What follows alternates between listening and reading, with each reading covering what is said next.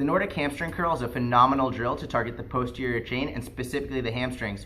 And I use it in a variety of ways and methods with my clients. Number one being it's a great way to progress to a glute ham raise by loading up and really emphasizing the eccentric or lowering portion like we do in the Nordic hamstring curl. It's going to help build up the adequate strength to do a proper glute ham raise. And number two is if you don't have a glute ham raise apparatus in your facility, this is also a great variation to use that still gets the same benefits.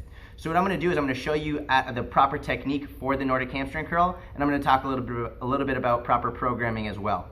So when you're setting up for the Nordic hamstring curl, if you have a partner, they can hold your heels down and anchor them down for you. If you don't have a partner, like I don't right now, I'm going to use a squat rack or something similar where I can slide my feet right under and the squat rack will anchor it down for me.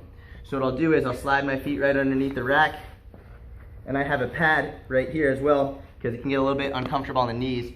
And the starting position is just up tall like this, knees beneath the hips, hips underneath the shoulders, in a good tall position.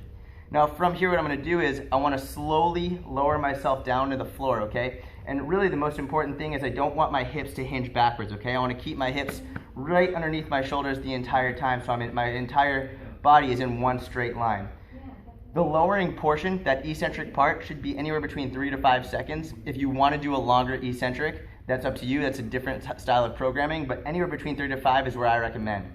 So what I'll do is slowly lower, keeping my hips underneath my shoulders the entire time, glute squeeze tight, lower all the way down, stop myself with my hands, and I'll do a slight push up back up and continue the curl with my hamstrings. Now, when you do that push up back up, you want to use your arms to help get started because it's extraordinarily difficult to not use your hands.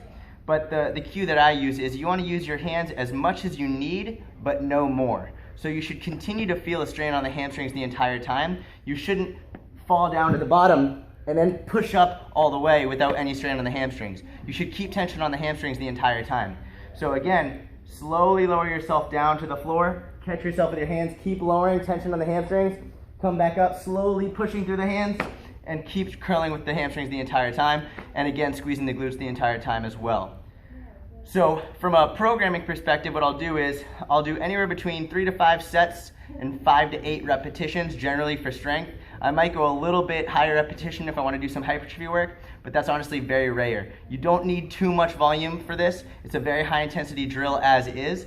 So if you're really just looking for that strength benefit from the Nordic hamstring curl, 3 to 5 sets, 5 to 8 repetitions, constant tension on the hamstrings is where you're going to get the most benefit.